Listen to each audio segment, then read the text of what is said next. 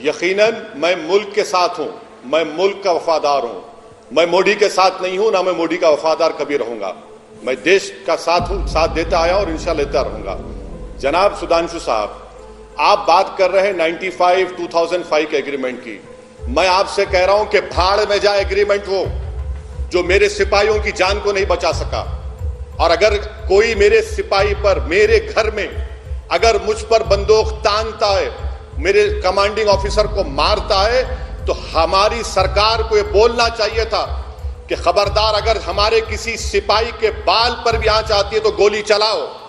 दुनिया का कानून है, इंटरनेशनल लॉ है, सेल्फ डिफेंस। भारत की जमीन पर चीन ने हमारे कमांडिंग ऑफिसर को, हमारे सिपाहियों को मार मार कर 3 पानी में डूब गए। 150 से ज्यादा लेह के अस्पताल में इलाज चल रहा है। 10 को उन्होंने होस्टेज बना लिया। जो आपने नहीं कहा, आज उसको छोड़ा। ऐसे एग्रीमेंट को मैं फाड़ कर फेंकता हूं देश के लिए। क्या आप भूल गए कि आर्मी ने क्या कहा था? अगर कोई पत्थर फेंकेगा तो गोली चलाएंगे। जब एक दुश्मन मुल्क का सिपाही हमारे कमांडिंग ऑफिसर पर हमला करता है तो आपकी सरकार यह कह रही है कि गोली नहीं चलाना चाहिए। आप इंडिया टुडे के चैनल पर मैप देख लीजिए कि आज भी चीन बैठा हुआ है। क्या चीन, सुधांशु जी, भारत की जमीन पर नहीं बैठा हुआ है? और क्या आप देश को यह पैगाम देना चाह रहे मोदी की तरफ से कि हमारे 20 मरे तो हमने उनको 20 को मारा? सुधांशु जी, एक हिंदुस्तानी की जान की कीमत सारे चीन की आबादी से बढ़कर है हमारे सिपाही की। क्या हो गया आज आप लोगों को? क्या सांप सूंघ लिया आप लोग? इन 20 जवानों का बदला लेगी नहीं लेगी?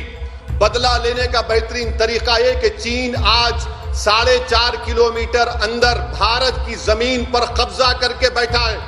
बहैसियत भारत के सिटीजन की मुझे तकलीफ हो रही है। मेरा सीना जल रहा है कि मेरे जवानों के गलों को काट दिया गया, चेहरों को मारा गया, और इनकी पॉलिटिकल लीडरशिप की गैर जिम्मेदाराना हरकत है। मुल्क को चलाना नहीं आता, टीआरपी की तरह मुल्क को चला रहे हैं। मुझे इस बात का गम है कि पूरे लद्दाख का हमारा लेफ्टिनेंट जनरल वो मीटिंग करता है एक चीन के मेजर जनरल के साथ। ये हमारे सिपाहियों की इज्जत है? बताइए आप कि पूरे लद्दाख का लेफ्टिनेंट जनरल एक मामूली मेजर जनरल से बात करता है। क्या हो रहा है हमारे देश में? ये कि सुधांशु जी ये जवाब देकर अपनी पार्टी को बुरी तरह एक्सपोज करके देश को ये पैगाम दे रहे हैं कि चीन भारत की सरजमीन पर 1 इंच भी कब्जा नहीं किया है। कितनी बड़ी झूठ बीजेपी आज कह रही है देश के सामने। क्या चीन ने कब्जा नहीं किया हमारी जमीन पर? बता दीजिए सुधांशु जी। क्या सिक्किम में, गालवान में, पोंगसोंग सुलू लेक में? सर मैं आप जब बोल रहे थे मैंने कुछ नहीं कहा, मैं सुन रहा था, तो सब्र करिए प्लीज। क्या चीन कब्जा नहीं किया भारत की जमीन पर? आप अभी अपना जवाब सुन लीजिए। आपने कहा कि चीन कब्जा नहीं किया, चीन कह रहा है कि हम घुस गए। तो फिर प्रधानमंत्री ऑल पार्टी मीटिंग क्यों बुलाए? चाय भी नहीं पिला सकते? क्या हमको ज्ञान देने के लिए बुलाए हैं? क्या प्रधानमंत्री धोखा दे रहे हैं देश को? 4.5 किलोमीटर चीन गालवान वैली में घुस चुका है, पोंगसोंग लेक के सदन में घुस चुका है। मैं फिर से देश को बताना चाह रहा हूं कि सुधांशु जी झूठ कह रहे हैं। यकीनन साइचन का जो रास्ता होगा, जहां पर जाने का एक्सेस होगा, गालवान के उन पहाड़ियों पर चीन बैठा हुआ है। अब चीन कभी भी, आप याद रखिए, काराकोरम में हमारा कम्युनिकेशन खत्म कर सकता है। बताए बीजेपी चीन हमारी जमीन पर कब्जा कराए नहीं कराए? अरे भाड़ में जाए चीन के साथ कौन खड़ा या ना खड़ा है। मुझे अपनी देश की जमीन की फिक्र है। क्या ये मोदी सरकार इन वीर जवानों की शहादत को, इनके मरने को रायगा जाने देगी? क्या आज तक के चैनल पर वो सिपाही जिसका नाम सुरेंद्र सिंह है अपने पिताजी को फोन करके कहता है कि 2000 लोग आकर हमला किए हम पर, कीले नेल्स लगे हुए लकड़ी के ऊपर, 3 हमारे सिपाहियों के चेहरे नहीं दिख रहे? तो क्या चीन की जमीन पर थे? आप उन लोगों को इस तरह का जवाब देकर आपने ना सिर्फ भारत की आवाम का बल्कि उन मरने वाले 20 जवानों की तौहीन की है। याद रखिए सुधांशु जी, नरेंद्र मोदी और आपकी सरकार देश की जमीन से बड़ी नहीं है। आप सरासर नाकाम साबित हुए हैं। और आप बार बार जो आईबी रिपोर्ट का जिक्र कर रहे सर, ये मीडिया में वाइडली रिपोर्टेड है, बड़े बड़े विज्ञान कह रहे हैं। बल्कि सुधांशु जी लिख लीजिए क्या फिंगर 4 और फिंगर 8 पर हम पेट्रोलिंग कर सकते हैं? आज नहीं कर सकते हम। फिंगर 4 फिंगर 8 हमारा इलाका है। क्या डीपैक के सैटेलाइट्स नहीं बता रहे? आज भी हिंदू अखबार में सैटेलाइट का इमेज आया कि गालवान पोंगसोंगसू लेक पर चीन डैम बना रहा है और आप यहां पर बैठकर इस तरह से बोल रहे हैं आपकी पार्टी की तरफ से। सुधांशु जी, ये आप नहीं कह रहे हैं, ये आपकी जबान नहीं, आपकी जबान जरूर है, मगर आप अपनी सरकार की इस गलत पॉलिसी को, जो देश को धोखा दे रहे हैं, हमारे सिपाही मारे गए और हमारी जमीन को हिफाजत नहीं कर सके, आप हमारे देश के तमाम लोगों पर धूल झोंक रहे हैं। अफसोस हो रहा है मुझे। बताइए, आप डिफेंस मिनिस्टर के करीबी साथी हैं कि हर साल दिसंबर में डिफेंस मिनिस्टर एमएचए आईटीबीपी बैठकर साल भर की पेट्रोलिंग नहीं तय करता? क्या हमारे एनटीआरओ के पास ड्रोन्स नहीं है, सैटेलाइट के इमेजेस हैं? किस तरह आपकी सरकार ने हमारे लद्दाख के एक लेफ्टिनेंट जनरल हरिंदर सिंह को एक मेजर जनरल के साथ बैठने को दिया? याद रखिए, चीन से मुकाबला करना है तो 56 इंच का सीना नहीं, दिमाग होना पड़ेगा और एक धड़कता हुआ दिल होना पड़ेगा इस देश के लिए। आप कब तक इस मुल्क को टीआरपी रेटिंग की तरह चलाएंगे? देश तो चलता रहेगा ना, गवर्नमेंट तो कंटिन्यूस फॉर्म में रहेगी। चलिए, आपकी सिफारिश पर मैं ये कह देता हूं कि नरेंद्र मोदी को कहना चाहिए कि 1962 से लेकर अब तक कितनी भारत की जमीन आज की तारीख तक, जिस दिन हमारे 20 सिपाही इस नाखिस और कमजोर हुकूमत की पॉलिसी की वजह से मारे गए, आप बता दीजिए देश को। चलिए, कितनी जमीन पर चीन कब्जा करके बैठा है? 2014 से 20 तक बता दीजिए और उसके बाद भी बता दीजिए। कौन रोकता है आपको? सुधांशु जी, आप बार बार एग्रीमेंट की बात कर रहे हैं। सुधांशु जी, याद रखिए, वो एग्रीमेंट कॉन्स्टिट्यूशन का हिस्सा नहीं है। जिस जमीन पर हमारे सिपाहियों को मारा गया वो भारत की सरजमीन है, और जिस भारत की सरजमीन पर मेरे घर में घुसकर मेरे सिपाहियों को कोई मारता है तो मुझे अख्तियार है कि मेरे घर में घुसने वालों पर मैं गोली चलाऊं। और अगर कमांडिंग ऑफिसर मरता है तो सिपाहियों को आप ऑर्डर नहीं दिए। Political leadership, military leadership, strategic leadership की ये नाहेली है। आप एग्रीमेंट की बात कर रहे हैं सुधांशु जी, सुन लीजिए, आप एग्रीमेंट कहते हैं ना, 96 का एग्रीमेंट जो 7 पेज पर मुश्तमिल है, क्या कहता है कि फौज दोनों की ज्यादा तादाद में नहीं बढ़नी चाहिए, आर्टिलरी नहीं होना चाहिए। अरे भाई साहब, एग्रीमेंट नहीं रहा।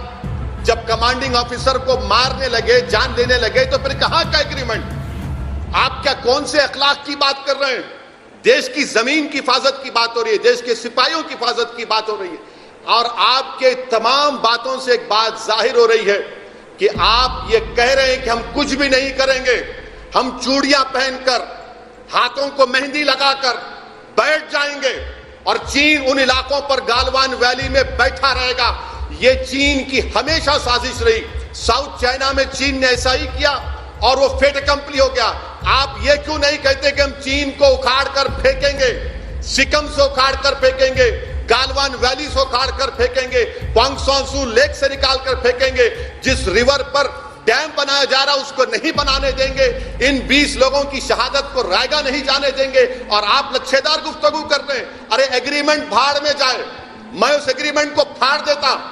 अगर मुझसे पूछा जाता, जब मेरी जमीन का मामला आता है तो क्या का एग्रीमेंट? अरे जो हमारे एग्रीमेंट का पासो लिहाज नहीं रखता उनसे हम बात करेंगे। क्या मोदी सरकार जो हमारे भारत के एक्सपोर्ट्स चीन को है वो 15.54 बिलियन यूएस डॉलर्स के बंद करिए ना।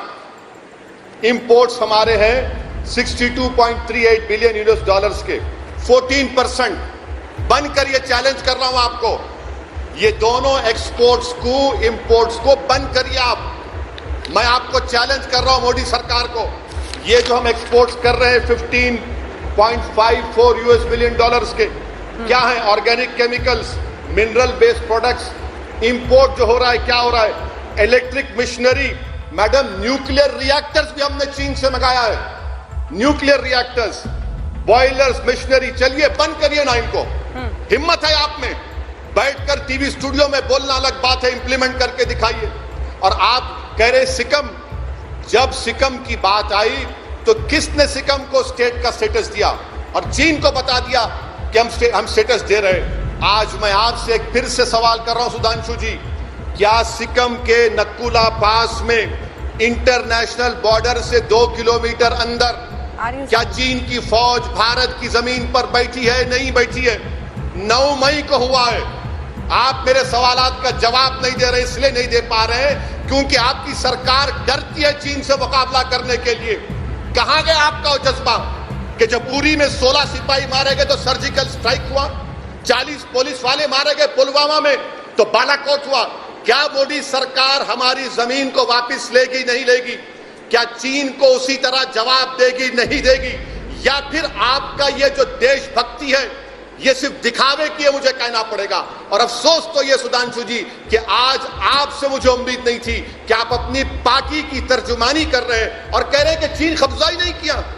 क्यों आरएसएस चुप है? सुधांशु जी कहां गए उनके उस देशभक्ति के नारे? आज सब रेडियो साइलेंस मेंटेन कर रहे हैं। ये आईपीएल का स्पॉन्सरशिप किसने दिया बताइए? आईपीएल क्रिकेट टीम का स्पॉन्सरशिप हमने दिया, आपकी सरकार थी ना। ये न्यूक्लियर रिएक्टर्स कौन खरीद रहा है? ये बॉयलर्स, ये इलेक्ट्रिकल मशीनरी कौन दिया कॉन्ट्रैक्ट? बताइए सुधांशु जी। आप कैंसिल क्यों नहीं कर देते? चलिए पहली सरकार ने किया है। मैं आपसे कह रहा हूं सुधांशु जी, अगर आप अपने अल्फाज को अमल करना चाहते हैं, जामे उसको पहनाना चाहते हैं, तो इंपोर्ट्स हमारे 62.38 बिलियन यूएस डॉलर्स के, एक्सपोर्ट्स 15.54 बंद कर दीजिए। मैडम मैं आपसे भी कह रहा हूं, अगर ये सरकार ऐसा काम करती है तो मैं पहले आकर आज तक में सरकार को मुबारकबाद देगा। और जब ये होगा तो कई टीवी स्टूडियो में इक्विपमेंट ही नहीं रहेगा। सुधांशु जी आप जंग की बात करते हैं। मैडम मैं आपको जिम्मेदारी के साथ कह रहा हूं कि हमारे वॉर रिजर्व्स, अगर जंग होती है चीन के साथ तो सिर्फ 12 दिन के माउंटेन कॉर्प्स को आपने उसको शामिल नहीं किया आर्मी में। क्या बोलते 65,000 करोड़ लगेंगे। अगर माउंटेन कॉर्प्स आज होता तो चीन का पीएलए हिम्मत नहीं कर सकता था। हमारे वॉर रिजर्व सिर्फ 12 दिन के। 6.5 साल से आप लोग क्या कर रहे हैं बताइए ना। ठीक है मैं बुरा आदमी हूं, आप दूध के दूल्हे हैं। दुनिया के सबसे बेहतरीन आदमी मोदी और ओवैसी गंदा है, मगर जब देश की जमीन की बात आ रही तो गंदा आदमी खड़े होकर एक वजीर आजम से उसकी सरकार से पूछ रहा है कि क्यों खामोश बैठे हैं आप।